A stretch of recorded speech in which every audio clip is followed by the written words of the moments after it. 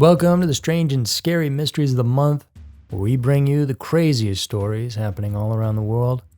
Thank you so much for tuning in today. I hope you enjoy it. Here are the strange and scary mysteries of the month for February 2024. Number 5. Anchorage Memory Card Murders. Now, this story is as scary as it gets. It involves a randomly stolen SD card whose contents contain not just horrifying images and videos, but the voice of a sadistic killer. And now, this month, he'll head to trial for the crimes he committed. This all took place in Anchorage, Alaska, back in the fall of 2019. A woman with a sketchy past and criminal record found herself in the passenger seat of a random man's truck. She hadn't been kidnapped or anything. This man was looking for some fun that night, and so he picked her up for a date, and the two had at it. After the truck driver went to grab some items from a gas station, leaving the girl alone, driven by habit or perhaps fate, she then sifted through the car's interior looking for anything valuable. And there, in the center console, her fingers wrapped around a small digital memory card. Thinking maybe it had some important information on it, something like passwords, she took it and slipped it into her purse. About a week after she lifted the card, she then brought it into the police because it had on it no passwords or financial info. It instead harbored gruesome photos and videos of a woman being mercilessly beaten and strangled in a Marriott hotel, her life ebbing away as her attacker, with a strong accent, coldly urged her to die. He declares, clear as day, "In my movies, everybody always dies." In a morbid testament to the predator's psyche, he explains why he's filming in the first place, saying, "What are my followers going to think of me? And people need to know when they are being serial killed." He recorded the events as if on some twisted TV show he'd someday show the world. And he did, just not in the way I'm sure he imagined.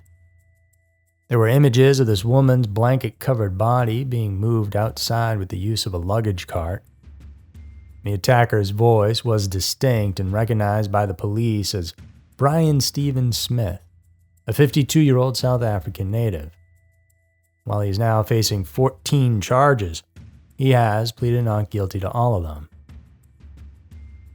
During the investigation, the images were of course time-stamped and literally placed Smith at the scene of the crime and showed where he dumped the body as well. For example, the first images of the body were time-stamped at 12:58 a.m. on September 4th, and Smith just so happened to be a registered guest at the Town Place Suites by Marriott between September 2nd and September 4th. He took pictures of the body in the back of his pickup truck shortly before dumping it. Those timestamps were placed against Smith's location data on his phone, and it's the exact spot where 30-year-old Kathleen Henry's body would go on to be found 4 weeks later. When taken into custody and questioned, Smith then unexpectedly confessed to another murder out of the blue, that of 52-year-old Veronica Buchik, which only deepened the horror of the situation. His cavalier remark, "I'm going to make you famous," to the troopers, hinted at a disturbing pride in his heinous acts. Veronica had been reported missing by her family, and both her and Henry were known to deal with the harshness of homelessness. They happened to cross paths with the wrong man while out there trying to survive. As the trial looms, there was an attempt to not show the card's contents at all. 39 photos and 12 videos by Smith's attorneys saying they may not be originals or doctored in some sort of way, but that didn't work and the judge ruled against that. So, the trial will happen soon, where the jury will view all the terrible contents before deciding Smith's fate. And likely, with the death penalty being abolished in Alaska altogether, he'll be going away behind bars for the rest of his life. Number 4. The mysterious disappearance of Jennifer Kess. It's been 18 years since 24-year-old financial manager Jennifer Kess disappeared from her condo down in Orlando, Florida, and was never seen again. It started in January of 2006 when Jennifer and her boyfriend Rob Allen headed out on vacation to the serene beaches of St. Croix. It was a fun-filled romantic trip, and when they returned late at night on a Sunday, Jennifer slept at Rob's and she headed straight to work on Monday, January 23rd. And the day passed without incident, marked by conversations with coworkers about her trip. That evening, around 6:15 p.m., she called her dad on the drive home. At 10 p.m., she was talking to Rob and then went to bed, and that was the last time anyone would hear from her again. The following morning, a chilling silence took hold as Jennifer failed to make her customary call to Rob. And concern grew as the day progressed, with Jennifer missing an important meeting and failing to show up to work altogether, actions completely out of character for someone known for her responsibility and punctuality. Her employer's repeated calls went unanswered, prompting a worried call to her parents who lived a couple hours away in Tampa. They immediately got in their car and drove to her place. Jennifer's disappearance triggered a desperate search, beginning with a check of her condo by the complex's manager. The scene inside suggested a day started but not finished. A wet towel laid out to dry, clothes chosen but not worn. It painted a picture of normalcy abruptly halted. Her car was also missing, deepening the mystery. With no signs of forced entry or a struggle, fear gripped her loved ones, prompting them to mobilize a search effort that would soon involve the Orlando PD and eventually the media and the FBI. The discovery of Jennifer's car at a nearby apartment complex provided a glimmer of hope, a tangible clue and a case star for answers. Surveillance footage offered a potential lead capturing a figure disposing of the car. Yet fate cruelly obscured the identity of this person of interest, with an iron fence perfectly aligning to hide their face in each frame captured. And back then, the cameras only took a still image every 3 seconds, and the other cameras around the facility were taken from too far away to nail down who this person actually was. And dubbed the luckiest person of interest ever by a journalist, this individual remained an enigma, their appearance concealed by the limitations of technology and circumstance. In the end, the FBI and even NASA, who looked over the footage, could only say that the perpetrator was between 5'3" and 5'5" for sure. As the investigation unfolded, it appeared that someone likely took Jennifer sometime between when she left and locked her front door to the time she reached her car in the parking lot. Various leads were pursued, from Jennifer's ex-boyfriend to a manager infatuated with her. Each one, though, just turned into a dead end.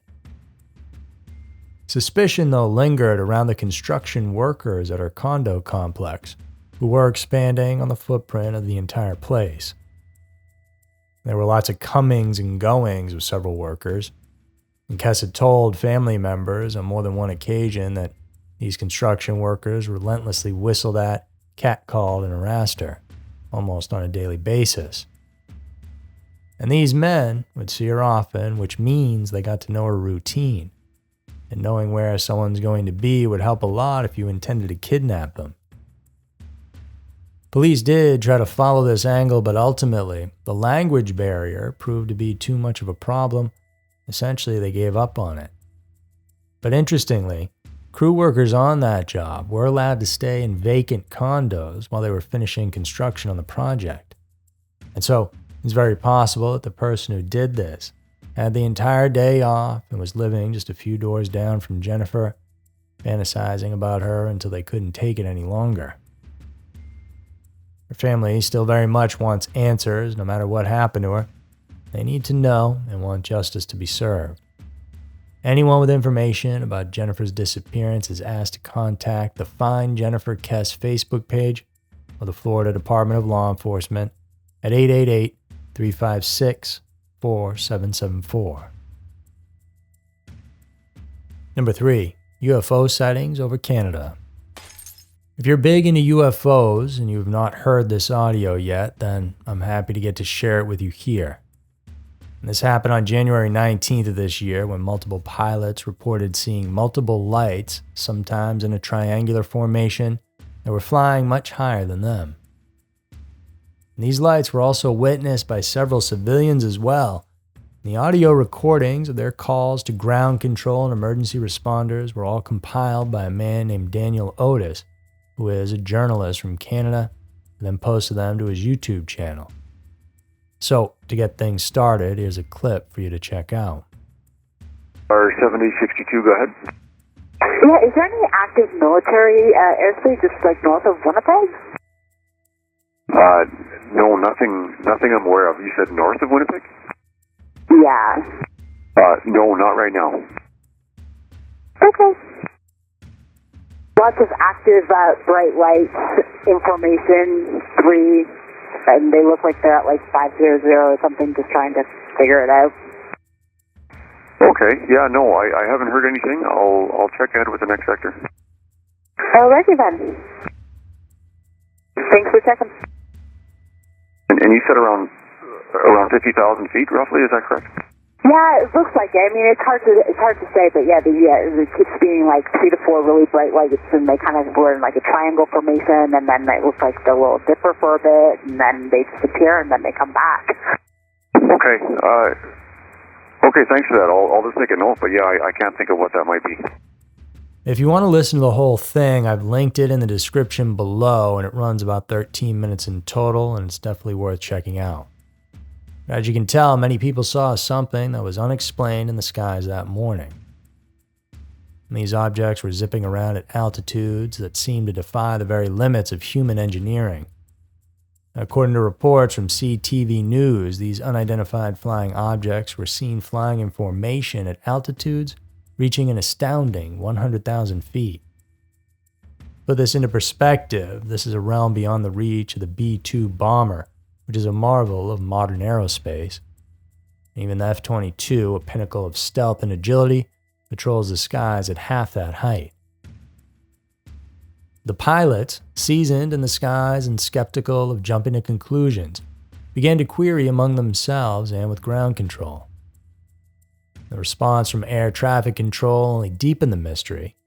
There was no known military activity in the area at all. The possibility of satellites was quickly dismissed.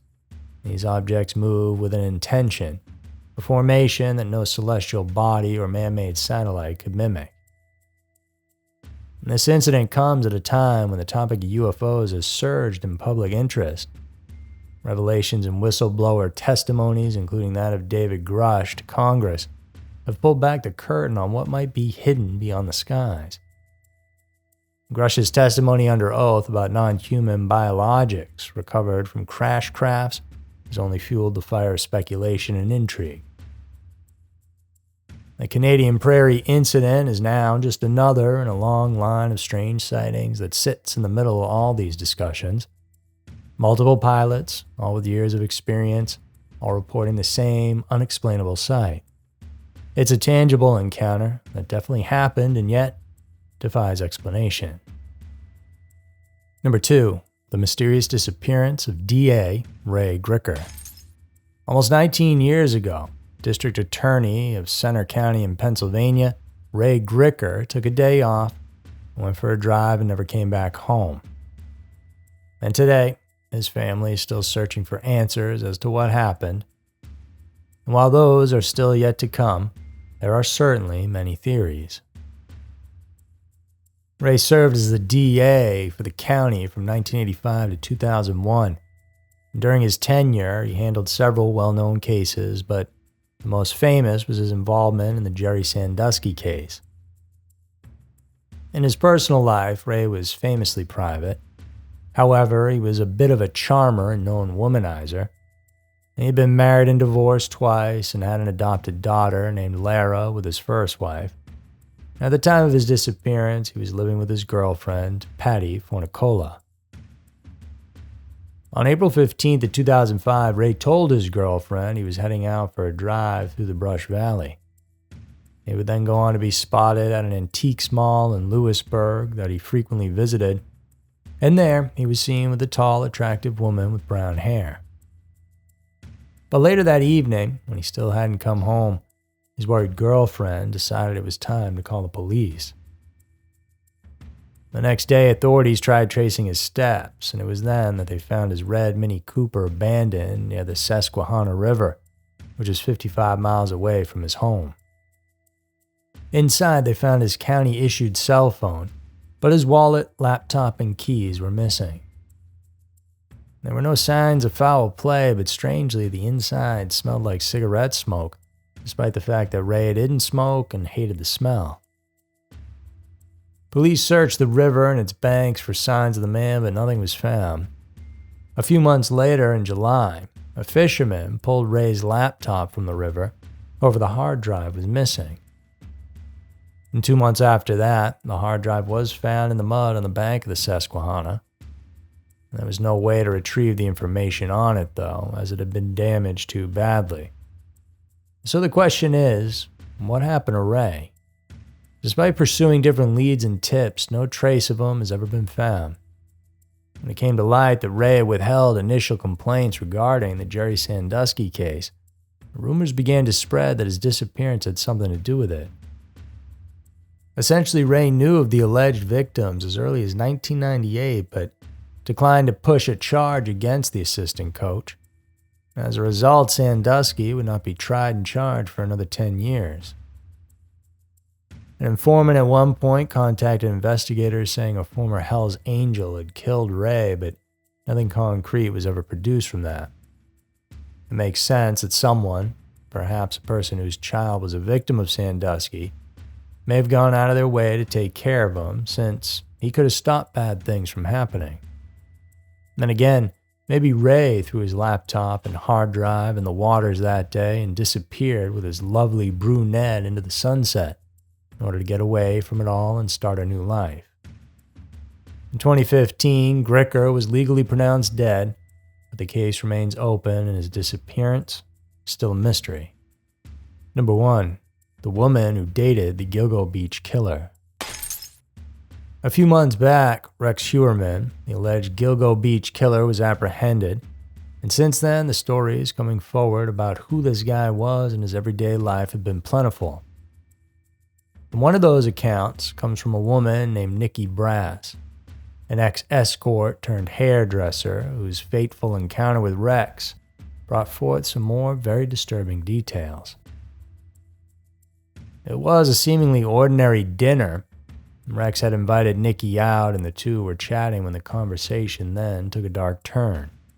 In that area of Long Island, the Gilgo Beach killer was well known and a topic of conversation, especially among escorts because that's who he targeted. As Rex sat across from her, as if he couldn't wait any longer, he brought up the subject with excitement in his eyes. Nikki explained that at this point a transformation overcame him and described it as follows. As soon as he started talking about the Gilgo Beach killings, he stood up straighter. He leaned on the table and he got a smirk on his face. He almost seemed excited, like he had been waiting the whole dinner to talk about this. This unsettling change in his demeanor hinted at a deeper, more macabre fascination with the crimes. A fascination that former FBI agent and profiler James Fitzgerald and retired NYPD Inspector Paul Muro suggest is not uncommon among serial killers, who often thrive on the notoriety and public attention their heinous acts attract. Simply, they want to know what people think about what they've done, what details they have right and wrong. The Gilgo Beach serial killings were a series of gruesome murders that primarily targeted sex workers between 1996 and 2011 on Long Island. 11 victims were found buried along the beach, their fate sealed by an unknown predator or possibly predators. Rex Heuermann, charged with 3 of these murders, emerged as the prime suspect, but as Nikki would reveal, the rabbit hole might go deeper than anyone had anticipated.